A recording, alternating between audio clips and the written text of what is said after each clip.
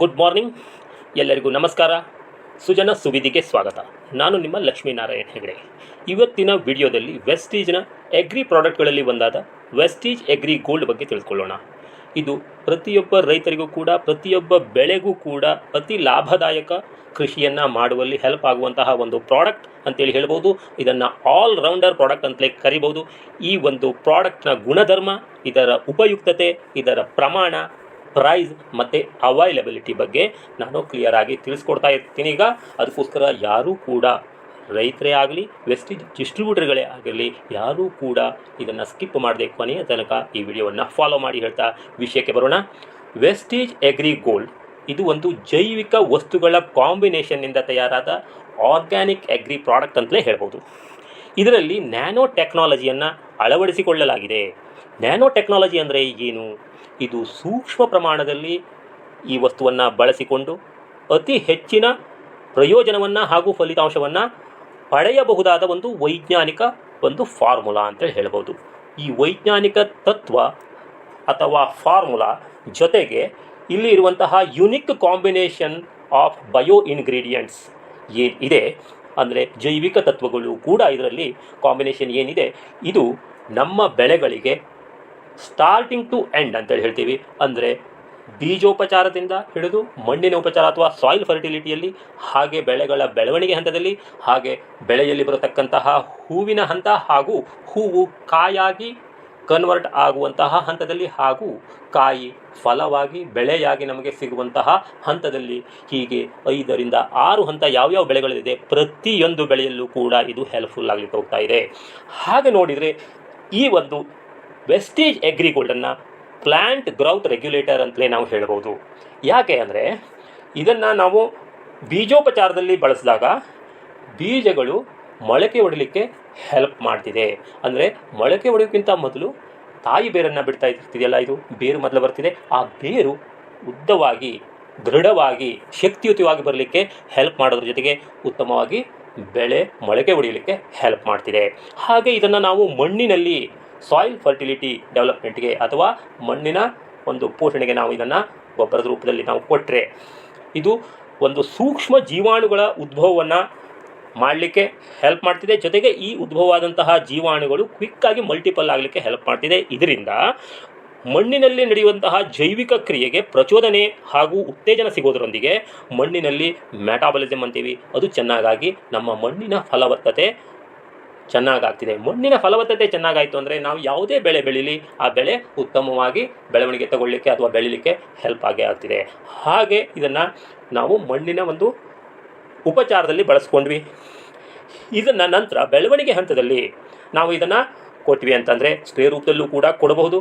ಆವಾಗ ಕೊಟ್ಟರೆ ಈ ಒಂದು ಟೆಕ್ನಾಲಜಿ ಇರೋದ್ರಿಂದ ಇದು ಇನ್ಫಿಲ್ಟರೇಟ್ ಇನ್ ಟು ದ ಪ್ಲ್ಯಾಂಟ್, ಅಂದರೆ ಯಾವುದೇ ಸಸ್ಯಗಳಲ್ಲಿ ಇದು ಪ್ಲ್ಯಾಂಟ್ ಒಳಗೆ ಕ್ವಿಕ್ಕಾಗಿ ಹೋಗ್ತಿದೆ. ಅಂದರೆ ಪ್ಲ್ಯಾಂಟ್ಗಳಿಗೆ ಇದನ್ನು ಕ್ವಿಕ್ಕಾಗಿ ಅಬ್ಸರ್ವ್ ಮಾಡಿಕೊಳ್ಳುವಂತಹ ಶಕ್ತಿ ಅವೈಲೇಬಲ್ ಆಗ್ತಿದೆ. ಇದು ಪ್ಲ್ಯಾಂಟ್ಗಳಿಗೆ ಒಳಗಡೆ ಹೋಗಿ ಅಲ್ಲಿ ಮನುಷ್ಯನಲ್ಲಿ ಹೇಗೆ ಒಂದು ಜೀವಕೋಶಗಳಲ್ಲಿ ಕೆಲಸ ಕಾರ್ಯಗಳು ನಡೆದು ಮನುಷ್ಯ ಆರೋಗ್ಯವಾಗಿ ಇರ್ತಾನೋ, ಅದೇ ರೀತಿ ಪ್ಲ್ಯಾಂಟ್ಗಳಲ್ಲಿ ಕೂಡ, ಸಸ್ಯಗಳಲ್ಲಿ ಕೂಡ ಒಂದು ಜೈವಿಕ ಕ್ರಿಯೆ ಒಳಗಡೆ ಕೂಡ ನಡೀತಾ ಇರ್ತಿದೆ. ಇದನ್ನು ಫೋಟೋ ಸಿಂಥಸಿಸ್ ಅಂತೇಳಿ ಹೇಳ್ಬೋದು, ಅಥವಾ ದ್ಯುತಿ ಸಂಶ್ಲೇಷಣಾ ಕ್ರಿಯೆ ಅಂತೇಳಿ ಹೇಳ್ಬೋದು. ಹಾಗೆ ಪ್ಲ್ಯಾಂಟ್ ಮೆಟಾಬಾಲಿಸಮ್ ಅಂತೇಳಿ ನಾವು ಹೇಳ್ಬೋದು. ಹಾಗೆ ನೋಡಿದರೆ ಇಲ್ಲಿ ಸೈಟೋಪ್ಲಾಸಮ್ ಸರ್ಕ್ಯುಲೇಷನ್ ಅನ್ನುವಂತಹ ಒಂದು ಕ್ರಿಯೆ ಏನಿದೆ, ಅಲ್ಲಿ ಇದು ಬಹಳ ಹೆಲ್ಪ್ಫುಲ್ಲಾಗಿ ಕೆಲಸ ಮಾಡ್ತಿದೆ. ಇದರಿಂದ ಪ್ರತಿಯೊಂದು ಬೆಳೆಯಲ್ಲೂ ಕೂಡ ಇದು ಗ್ರೌತ್ ಆಗಲಿಕ್ಕೆ ಹೆಲ್ಪ್ ಮಾಡ್ತಿದೆ. ಜೊತೆಗೆ ಇಮ್ಯುನಿಟಿ ಕೂಡ ಇಂಪ್ರೂವ್ ಮಾಡ್ತಿದೆ. ಬೆಳೆಗಳಿಗೆ ಗ್ರೌತ್ ಮತ್ತು ಇಮ್ಯುನಿಟಿ ಎರಡೂ ಬಂತು ಅಂದರೆ ಸಾಕಷ್ಟು ತೊಂದರೆಗಳಿಂದ ನಮ್ಮ ಬೆಳೆ ರಕ್ಷಣೆ ಆಗ್ತಿದೆ. ಅಂದರೆ ಬೆಳೆಗಳಿಗೆ 2 ರೀತಿ ಪ್ರಾಬ್ಲಮ್ ಬರಲಿಕ್ಕೆ ಅವಕಾಶ ಇದೆ. ಒಂದು ಬಯೋಟಿಕ್ ಸ್ಟ್ರೆಸ್ನಿಂದ ಬರ್ತಿದೆ, ಇನ್ನೊಂದು ಅಬಯೋಟಿಕ್ ಸ್ಟ್ರೆಸ್ ಅಂತೇಳಿ ನಾವು ಹೇಳ್ಬೋದು. ಬಯೋಟಿಕ್ ಸ್ಟ್ರೆಸ್ ಅಂತಂದರೆ ಫಂಗಸ್ಸು ಅಥವಾ ಬ್ಯಾಕ್ಟೀರಿಯಾಸು ಅಥವಾ ಸೂಕ್ಷ್ಮ ಬೇರೆ ಬೇರೆ ಜೀವಿಗಳಿಂದ ಉದ್ಭವವಾಗುವಂತಹ ಕಾಯಿಲೆಗಳು ಅಥವಾ ತೊಂದರೆಗಳು ಅಂತೇಳಿ ನಾವು ಹೇಳ್ತೀವಿ ಬೆಳೆಗಳಲ್ಲಿ. ಇದರಿಂದ ಕೂಡ ಕುಂಠಿತ ಆಗೋ ಚಾನ್ಸ್ ಇರ್ತಿದೆ. ಇದನ್ನು ಕೂಡ ತಡೆಯುವಂತಹ ಶಕ್ತಿ, ಇಮ್ಯುನಿಟಿಯನ್ನು ಬೆಳೆಗಳಿಗೆ ಈ ಎಗ್ರಿಗೋಲ್ಡ್ ಒದಗಿಸ್ತಿದೆ. ಜೊತೆಗೆ ಅಬಯೋಟಿಕ್ ಸ್ಟ್ರೆಸ್ ಅಂತಂದರೆ ವಾತಾವರಣದಲ್ಲಿ ಆಗುವಂತಹ ಬದಲಾವಣೆಯಿಂದ, ಉದಾಹರಣೆಗೆ ತೇವಾಂಶ ಕೊರತೆಯಿಂದ ಆಗಬಹುದು, ಅಥವಾ ಶಾಖ ಅತಿ ಹೆಚ್ಚಾದಾಗ ಕೂಡ ಬೆಳೆಗಳಿಗೆ ಸ್ಟ್ರೆಸ್ ಆಗ್ತಿದೆ. ಹಾಗೆ ಅತಿ ಚಳಿಯಿಂದ ಕೂಡ ನಾವು ನೋಡ್ತೀವಿ ನಮ್ಮ ಬೆಳೆ ಮುದುಡ್ಕೊಳ್ತಿದೆ, ಅಂದರೆ ಚಳಿಯಿಂದ ಕೂಡ ಇದಕ್ಕೆ ಸ್ಟ್ರೆಸ್ ಆಗ್ತಿದೆ. ಹಾಗೆ ನೀರಿನ ಪ್ರಮಾಣ ಜಾಸ್ತಿ ಆದಾಗ ಅಥವಾ ಮಳೆ ಜಾಸ್ತಿ ಆದಾಗ ಕೂಡ ಇದಕ್ಕೆ ವಾತಾವರಣದ ಸ್ಟ್ರೆಸ್ ನಮ್ಮ ಬೆಳೆಗಳಿಗೆ ಆಗ್ತಿದೆ. ಇಂಥ ಹಂತದಲ್ಲಿ ಕೂಡ ಅದನ್ನು ತಡ್ಕೊಳ್ಳುವಂತಹ ಶಕ್ತಿ ನಮ್ಮ ಬೆಳೆಗಳಿಗೆ, ಅಂತಹ ಇಮ್ಯುನಿಟಿ ಶಕ್ತಿಯನ್ನು ಈ ಅಗ್ರಿಗೋಲ್ಡ್ ಪ್ರೊಡ್ಯೂಸ್ ಮಾಡ್ತಿದೆ ಅಥವಾ ಕೊಡ್ತಿದೆ ಅಂತೇಳಿ ಹೇಳ್ಬೋದು. ಹೀಗೆ ಮಾಡಿದಾಗ ಬೆಳೆ ಚೆನ್ನಾಗಿ ಬೆಳೀಲಿಕ್ಕೆ ಪ್ರಾರಂಭ ಆಯಿತು, ಬೇರು ಚೆನ್ನಾಗಿ ಕೊಡ್ತು, ಬೆಳೆ ಚೆನ್ನಾಗಿ ಬೆಳೀಲಿಕ್ಕೆ ಪ್ರಾರಂಭ ಆಯಿತು. ಜೊತೆಗೆ ಇಮ್ಯುನಿಟಿ ಪವರ್ ಕೂಡ ಇದರಲ್ಲಿ ಉದ್ಭವ ಆದಾಗ ಬೆಳೆ ಚೆನ್ನಾಗಿ ಬೆಳೆದು ಹೂವಿನ ಪ್ರಮಾಣ ಕೂಡ ಹೆಚ್ಚಿನ ಪ್ರಮಾಣದಲ್ಲಿ ಬರಲಿಕ್ಕೆ ಅನುಕೂಲ ಆಗ್ತಿದೆ. ಹೀಗೆ ಹೂವಿನ ಯಾವುದೇ ಒಂದು ಬೆಳೆಯಲ್ಲಿ ಹೂವಿನ ಪ್ರಮಾಣ ಜಾಸ್ತಿ ಬಂದರೂ ಕೂಡ ಕೆಲವೊಂದು ಸಂದರ್ಭಗಳಲ್ಲಿ ಈ ಹೂಗಳು ಉದುರ್ತಾ ಇರ್ತಿದೆ. ಯಾಕೆ ಕೇಳಿದರೆ ಅಲ್ಲಿ ಪೋಷಕಾಂಶಗಳ ಕೊರತೆ ಆಗ್ತಿದೆ. ಹಾಗೆ ಸ್ಟ್ರೆಸ್ ಅಂತೇಳಿ ಹೇಳಿದ್ನಲ್ಲ, ಈ ಸ್ಟ್ರೆಸ್ ಕೂಡ ಕಾರಣ ಆಗ್ತಿದೆ. ಇದು ಎರಡನ್ನೂ ಬ್ಯಾಲೆನ್ಸ್ ಮಾಡಲಿಕ್ಕೆ ಇಲ್ಲೂ ಕೂಡ ಹೆಲ್ಪ್ ಮಾಡ್ತಿದೆ ಈ ಅಗ್ರಿಗೋಲ್ಡ್. ಹೀಗೆ ಬಂದಂತಹ ಹೂವು ಹೆಚ್ಚಿನ ಪ್ರಮಾಣದಲ್ಲಿ ಕಾಯಾಗಿ ಕನ್ವರ್ಟ್ ಆಗಲಿಕ್ಕೆ ಹೆಲ್ಪ್ ಮಾಡೋದ್ರ ಜೊತೆಗೆ ಬಂದಂತಹ ಕಾಯಿ ಉತ್ತಮವಾದ ಕಲರ್ ಹಾಗೂ ಉತ್ತಮವಾದ ಸೈಜ್ನೊಂದಿಗೆ ನ್ಯಾಚುರಲ್ ಆಗಿ ಡೆವಲಪ್ ಆದರೆ ಆಟೋಮೆಟಿಕ್ ಇದರ ತೂಕ ಕೂಡ ಇನ್ಕ್ರೀಸ್ ಆಗೋದ್ರ ಜೊತೆಗೆ ಉತ್ತಮ ಡಿಮಾಂಡ್ ಕೂಡ ಮಾರ್ಕೆಟ್ನಲ್ಲಿ ಬರುವಂತಹ ಅವಕಾಶ ರೈತರಿಗೆ ಅವೈಲೇಬಲ್ ಆಗ್ತಿದೆ, ಸಿಗುತ್ತಿದೆ. ಹೀಗೆ ಇದು ಎಲ್ಲ ಹಂತದಲ್ಲಿ ಕೂಡ ರೈತರಿಗೆ ಹೆಲ್ಪ್ ಆಗುವಂತಹ ಒಂದು ಆಲ್ರೌಂಡರ್ ಪ್ರಾಡಕ್ಟ್ ಅಂತಲೇ ಹೇಳ್ಬೋದು. ಹಾಗಾದರೆ ಈಗ ಇದರ ಪ್ರಮಾಣ ನಾವು ನೋಡೋದಾದರೆ ಇದನ್ನು ಕ್ಷೇತ್ರ ಬೆಳೆಗಳಲ್ಲಿ 1 ಎಕರೆಗೆ ಕಡಿಮೆ ಅಂದರೆ 100 ಗ್ರಾಮ್ನಿಂದ ಹೆಚ್ಚು 200 ಗ್ರಾಮ್ವರೆಗೂ ಕೂಡ ಬಳಸಬಹುದು. ಹಾಗೆ ಡ್ರಿಂಚಿಂಗ್ ಅಥವಾ ಬೇರುಗಳನ್ನು ನಾವು ನೆನೆಸಿ ಇಟ್ಟು ಅದನ್ನು ನಾಟಿ ಮಾಡುವಂತಹ ಸಂದರ್ಭದಲ್ಲಿ ಕೂಡ ಇದನ್ನು ನಾವು ಬಳಕೆ ಮಾಡ್ಕೊಳ್ಬಹುದು. ಆ ಸಂದರ್ಭದಲ್ಲಿ ಪ್ರತಿ ಲೀಟ್ರಿಗೆ 1 ರಿಂದ 1.5 ಗ್ರಾಮ್ ಬಳಸಬಹುದು. ಹಾಗೆ ಇದನ್ನು ಸ್ಪ್ರೇ ಸಿಸ್ಟಮ್ನಲ್ಲಿ ನಾವು ನೋಡೋದಾದರೆ ಸ್ಪ್ರೇ ಟ್ಯಾಂಕ್ ಏನಿದೆ 15 ಲೀಟರ್ ಟ್ಯಾಂಕ್ನಲ್ಲಿ ಇದನ್ನು 20 ಗ್ರಾಮ್ ಕೂಡ ಬಳಸಬಹುದು. ಈ ಒಂದು ಅಗ್ರಿಗೋಲ್ಡನ್ನು ಆಕ್ಟಿವೇಟರ್ ಅಗ್ರಿ 82 ಜೊತೆಗೆ ಬಳಕೆ ಮಾಡೋದು ಉತ್ತಮ.